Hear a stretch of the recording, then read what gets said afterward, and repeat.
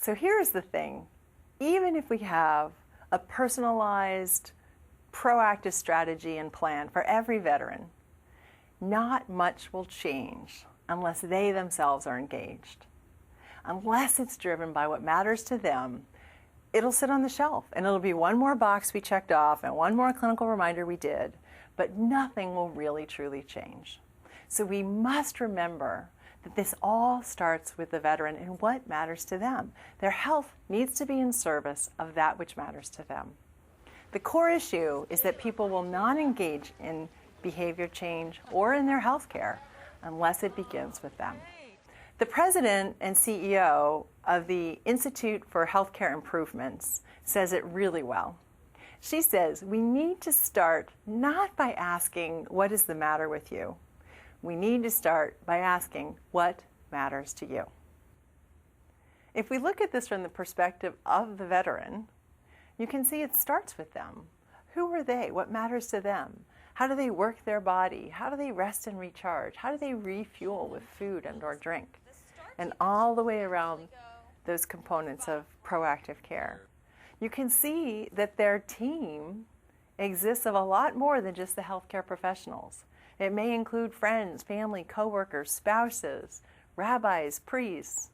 It may include coaches, their yoga teacher, whomever it is that helps support their health and well-being to get to the end game, lifelong health and well-being, which again doesn't mean we're all always healthy and never get sick.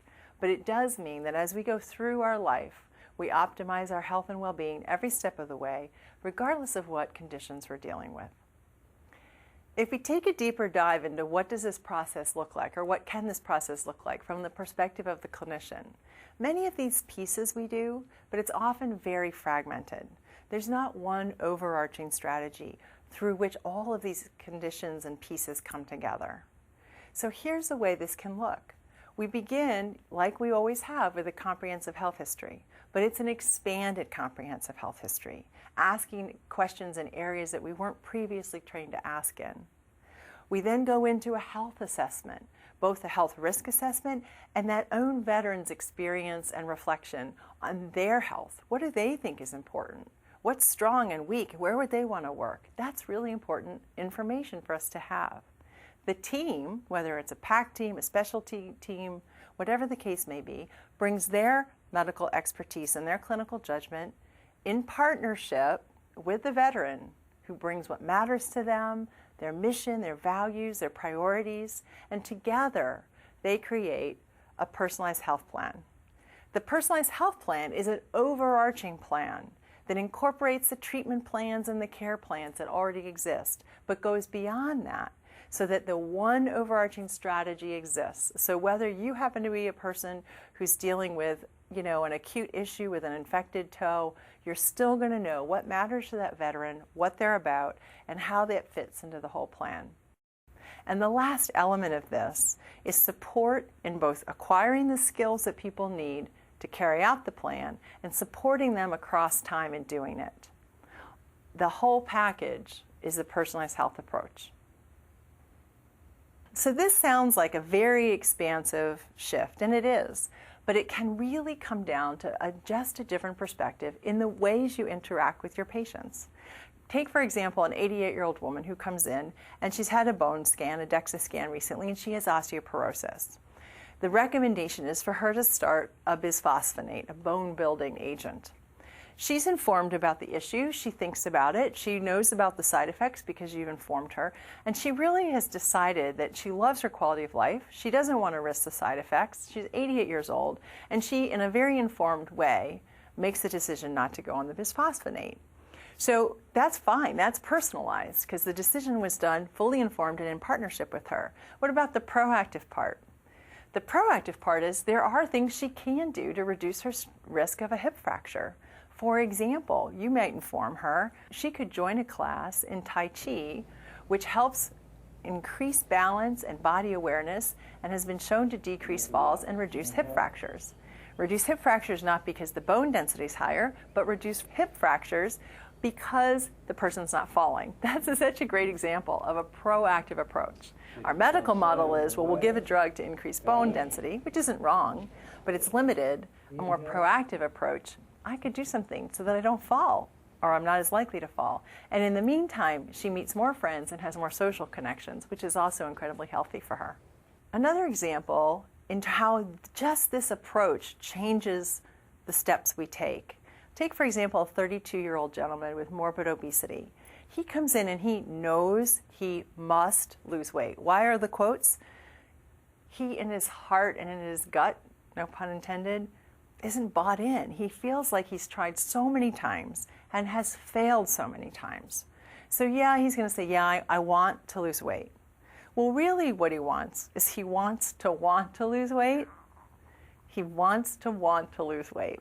But he's not up for it. He feels like he's failed. He has no confidence. He's stressed. He knows if he starts another diet, he'll fail again. So the team listens to him. They personalize the plan. They say, you know what? We're not going to have as our goal, even though strictly medically speaking, his goal should be to lose weight, we're not going to have that as your goal right now. We're going to have as your goal to start building some strength and some skills in stress reduction and mind body techniques.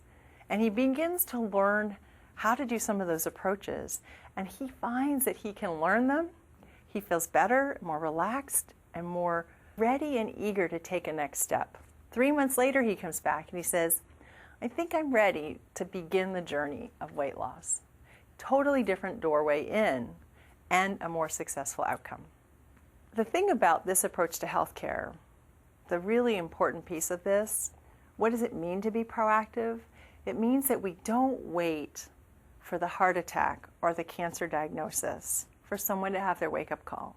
And I think you know what I mean. Many of us know people who have said, you know, in some ways, the best thing that ever happened to me was my heart attack, was my cancer diagnosis. Not because they wanted to have a heart attack or cancer, but because that diagnosis was so significant in their life, they reevaluated what matters to them. They lined up their life in a different way. There was a huge blessing and gift. The value of this approach, a proactive approach that starts with what matters to the person, is it allows us to begin in that place and not wait for the wake-up call. What does this look like from the perspective of the veteran? Well, there are 4 steps. First, their mission for their life and their health. And that can be anything based in what matters to them at that moment in time. It could be they're a homeless veteran and their mission is about food and shelter. There is no more important mission than that. The first, mission. The second, plan, a personalized health plan that brings together all aspects of their health and their health care. The third, training. Training and skill building, so they have what they need to succeed in the mission. And the last is support. Support so they can succeed across time. Mission, plan, training, and support. And what's really interesting is if you reflect on the values and the culture of our veterans, these are not new concepts to them. They are all about mission. When they were active duty, they offered a tremendous amount in service of mission, the mission readiness of our country. They would not have gone to battle without a plan, and they wouldn't have gone to theater without having been trained in the skills they need to carry out the mission. And lastly, their support and reliance on their fellow airmen, soldiers, sailors, and Marines is like none other that I've seen. They know that they literally live and die by those teammates. So these are not new values to our veterans. They understand the importance of them, and now we can do this in service of their health care. So I want to just take a moment and ask, is this fundamentally a different approach to medicine, compared to the way we were trained or I was trained as a physician? And I also want to say that if I were a nurse or another kind of health professional listening to this, I'd be going, oh yeah, now the doctor gets it, now it's a big deal. Because these philosophies and approaches are fundamental to many healing professions like nursing. This is not news, so you may laugh and you may justifiably say, finally you got it. The issue is that nursing, for example, those paradigms have never been the dominant paradigm in the system. So now it's time to change it. But from the perspective of the medical model, there are some fundamental shifts. First of all, the concept that there is an innate healing capacity is something that I was never taught. Never. What do I mean by that? Does the body have the capacity to heal on its own? Well, even though it's not paramount in my thinking, the fact of the matter is there's tremendous evidence that we are designed to heal. We have an innate capacity to heal. It's not limitless. It's not that we do it, it never gets overwhelmed. It's not if we do everything right, we never get sick or we never die. Obviously we do. But if you can look at something as simple as a cut and see the body has tremendously sophisticated mechanisms to heal. The bleeding is to get the infection and the potential germs out. And if you watch a cut across a series of a few days, it is fascinating what happens. And in the end, the skin regrows. And many times you can't even tell you had a cut. We're so accustomed to it, we don't see how significant that was. What about a broken bone? You break a bone, if that bone is lined up in alignment, you can do nothing, and the body will heal. It will regrow the bone. That's interesting, right?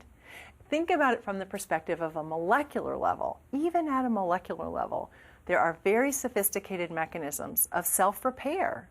There are molecules who spend their whole life, poor things, running up and down strands of RNA, looking for errors in the sequence. That's what they do. That's what they're designed to do. When they find an error, they signal to another kind of molecule to come in. That molecule has an enzyme that cuts the bonds to take away the one that's an error. And that molecule signals a third kind of molecule that comes in and has the skill to replace that sequence with the right one. That is amazingly sophisticated, and just one example of many of the multiple levels in our bodies and our minds that are designed to repair. So if you understand that, then our role in medicine completely shifts. We're no longer at war with antibiotics and antipsychotics and anti-this and anti-that. Actually, one way of looking at what we can do in medicine is to support the body's innate healing mechanism. Let me give you an example. Pneumonia is a great example. In my paradigm, I was taught that the antibiotic cured the pneumonia. But in actuality, what's happening is that the antibiotic is absolutely critical and absolutely helps and saves lives because it reduces the bacterial load that's in the body so that the body's healing mechanisms can succeed in fighting the infection and then healing the damaged lung tissue. So it's a very different orientation that allows you to see I can be proactive about health because I can support and optimize those approaches and those things that will better influence and optimize my body's own capacity to heal. We know, for example, stress lowers immune function. We know very commonly that post-stress illness is common because your immune function, your ability to fight infection, is not at its peak. So these kinds of approaches and strategies really are different. If you think about the concept of a placebo effect, I love this, right? So what's a placebo effect? In every research study, there are some patients who do not get the active intervention, but they still have a therapeutic response. They get better without the drug or without the thing being tested in every study. And sometimes it's 30%, 40%, a big percentage of people who have a placebo response. Traditionally, we've been taught to kind of disregard that as like, well, yeah, we got to control for that in our studies. But if you stop for a moment and think about it, the placebo response is one of the best illustrations of the body's capacity to heal. I want to rename it because I think placebo is kind of has baggage. What is it really? It's an activated healing response. So someone gave an agent that activated the body, that signaled the body it's time to heal, and on its own, without an active ingredient, it healed. I would argue that that is the best kind of medicine. We should be studying that in detail and understanding how to reproduce that. Because if we can get a therapeutic response without an active ingredient and without the side effects or risks, what could be better than that? So it's very interesting to understand this is a very different approach to healthcare. What about the cases of spontaneous healing? People who were not supposed to heal, who did. We have a lot to learn from those cases. The final distinction from my perspective that I wasn't taught in my biomedical training was the concept of holism, and that truly the whole is greater than the sum of the parts. So if I can create a strategy that's multidimensional and addresses a concern on multiple levels, those things cumulatively may often, especially if the condition or the concern is multidimensional and complex, have greater impact than my single one strategy that I may have been trained to do. Plato said this best. Plato said, "You ought not to attempt to cure the eyes without the head, or the head without the body. So neither ought you attempt to cure the body without the soul. For the part can never be well unless the whole is well." A few other distinctions that are different from the dominant medical paradigm: the role of mindfulness or awareness. And simply put, mindfulness is just being aware, being fully present, which gets harder and harder with all the technology in our world that has our attention elsewhere. This concept is every bit as important to our health as it is to our healthcare delivery. If we look at medical errors, for example, most of the time they're related to our awareness being somewhere other than the task at hand. So this is as applicable to the provider being mindful as it is to the patient. How do we become proactive about our health if we're not paying attention to our current state? It's a very important skill. The good news is it's very easy to learn, but it does take conscious awareness and a new skill. The concept of the mind-body approach is phenomenal. The power of the mind to influence our health is unsurmounted and I think unexplored. To learn how to do that more effectively, and the placebo response is probably one of the best examples of the mind-body influence working at its best, to get a full physiologic response without the active ingredient. And the last thing I want to talk about, again, a concept that is very, very well understood and really the basis for most healing professions, but not necessarily the medical model, the biomedical physician-based model, is there's a huge difference between healing and curing. And what do we mean by that? If I'm as a physician trained that my objective and goal is to cure your disease, what very often happens when I fail, when I find I can't cure your disease, is I feel like a failure. The team feels like a failure. What happens next? We begin to pull away from that person, from their family. We transfer their care, we send them to hospice, but the damage is done by pulling away.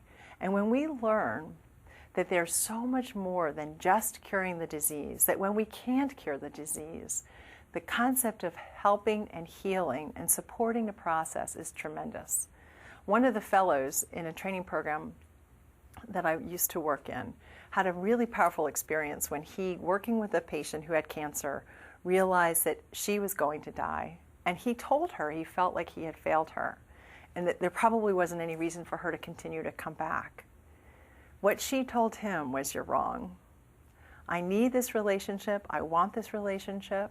It's supportive and healing to me, and I would like you to stay and continue my care through my death."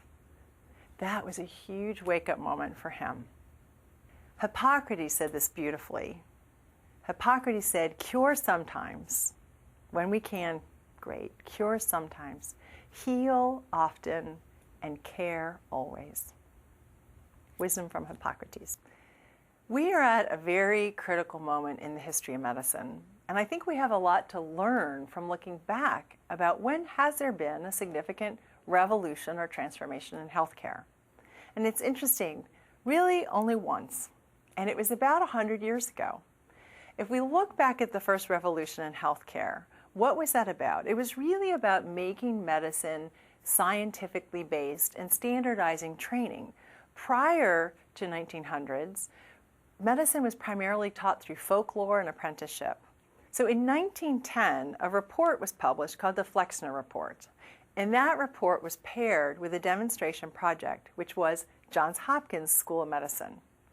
And what Johns Hopkins modeled was really pretty much the current medical educational model.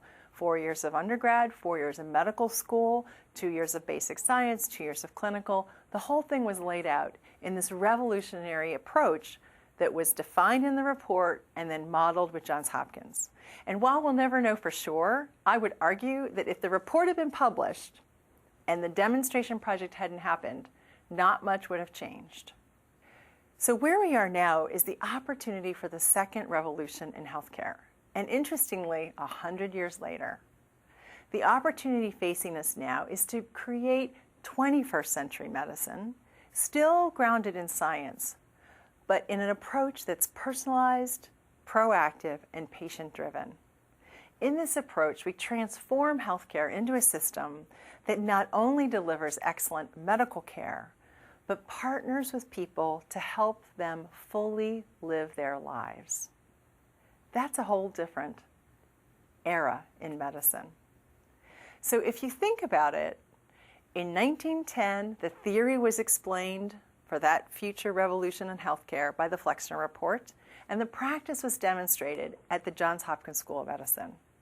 Now, in 2010, the IOM published a report, and the opportunity here is for the Veterans Health Administration to demonstrate, to model for our veterans and for the country this future state of healthcare.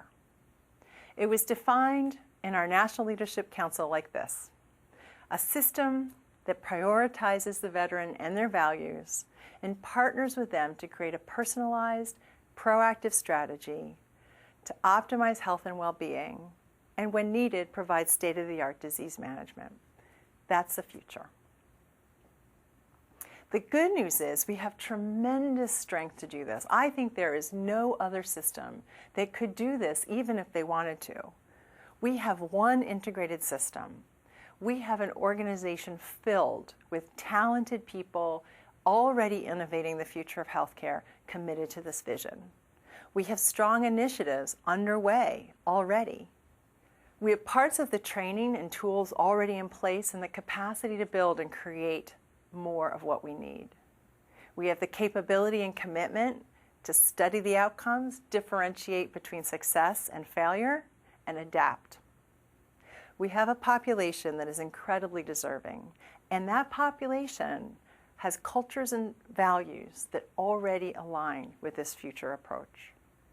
And lastly, we have a country that truly needs our leadership in this way. If we get the content of healthcare right, we will get the outcomes and the cost right. What can you do? What can each one of us do? Each one of us needs to help lead this. We need to be the voice of this vision wherever we are in the organization. We need to drive past where we're comfortable. That's what leaders do. We need to protect the integrity of this vision over time because it's hard. It's hard to change. It's hard to change a system this big. It will take years. We need to keep our field of awareness wide. What does that mean? That means we're headed in this direction, but we don't have all the answers. And the most important feedback is going to come from the people doing all this hard work on the front line. Notice what's working. Notice what's not. What do you see that we haven't noticed yet? That's part of leading. And lastly, be fearless. It's hard to change. It's scary to change. We will only succeed if we're fearless. Secretary Shinseki gave us a great quote when he presented to the National Leadership Council during our strategic planning retreat. And it's a quote from Mario Andretti, and it's this: "If everything seems under control, you are not going fast enough." I love that, and it's great counsel to us. Here's what I believe to be the case. Modern medicine starts with the body rather than the soul, the mind rather than the heart. But the soul and the heart are actually the doorways to healing and the health of the body and the mind.